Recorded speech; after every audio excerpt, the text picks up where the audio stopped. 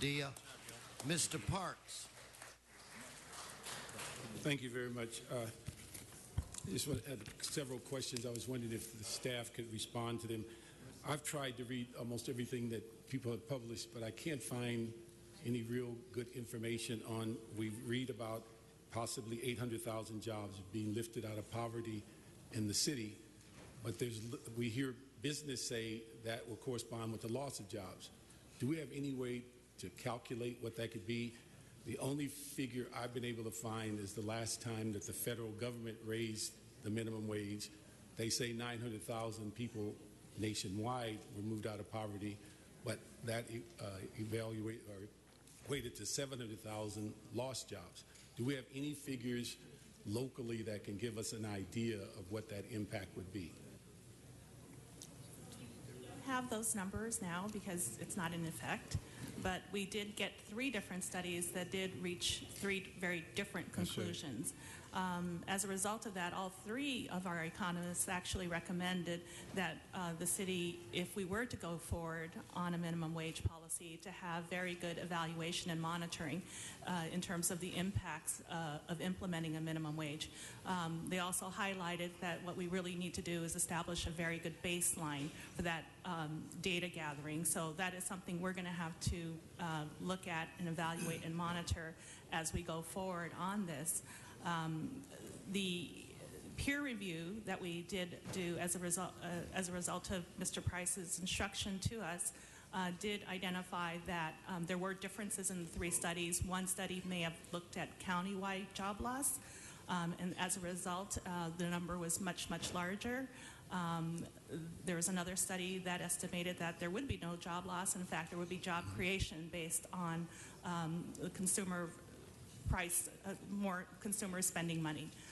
Then there was the middle of the road study that identified that there would be some job loss in the city, but when looked at as part of the entire county, that there would actually be a little bit of job growth.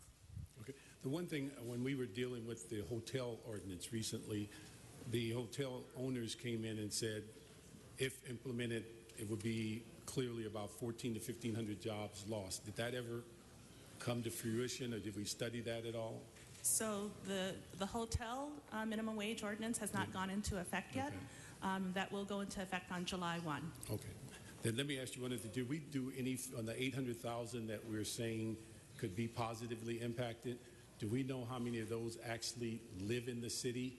Because one of the concerns is whether we are enhancing employees that do not live in the city versus those who might live in the city, we'd get even greater benefit if they would spend their money and lived in the city. I believe one of the studies did address that, but right now I can't remember the percentage.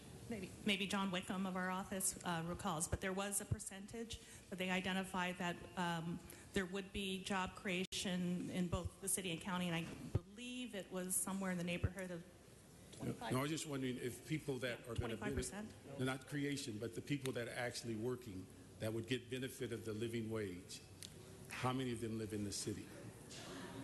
I have that number. I need to look it up. All right, if you can get that to me. The other thing I was wondering about, when we hear the figure $8 billion of revenue that might go in the pockets of employees, does that take into the full picture of avoiding compression if entry level is getting these dollars, or if they're supervisors? Does that include what could occur with the compression of higher levels in the organization, or is that mainly looking at entry level?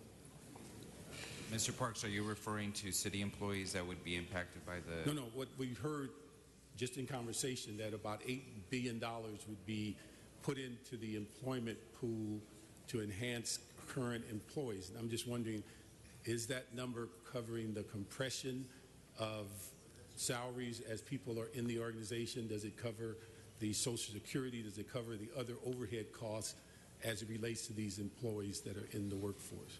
Again, as the CLA indicated, the various studies looked at different aspects of it. The bottom line is in relation to being able to answer that question with all certainty is that at this point in time we can't answer it with all certainty. That I think the 3 various studies clearly indicated that there's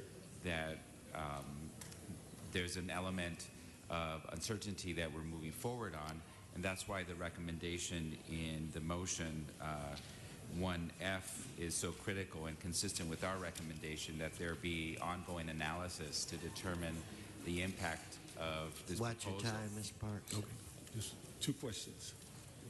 Yeah.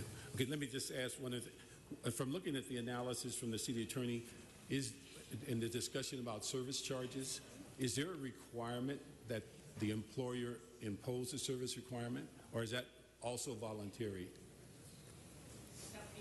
Voluntary. It's voluntary. My final thing is this: I'd ask that we, and maybe ask a motion, that in addition to all the things that are in the amending motion, that we ask economic and workforce development along with the workforce centers to be added to the future studies to determine if the job creation component that they are involved with also is in full is for its full efforts to ensure that we have the minimum job loss.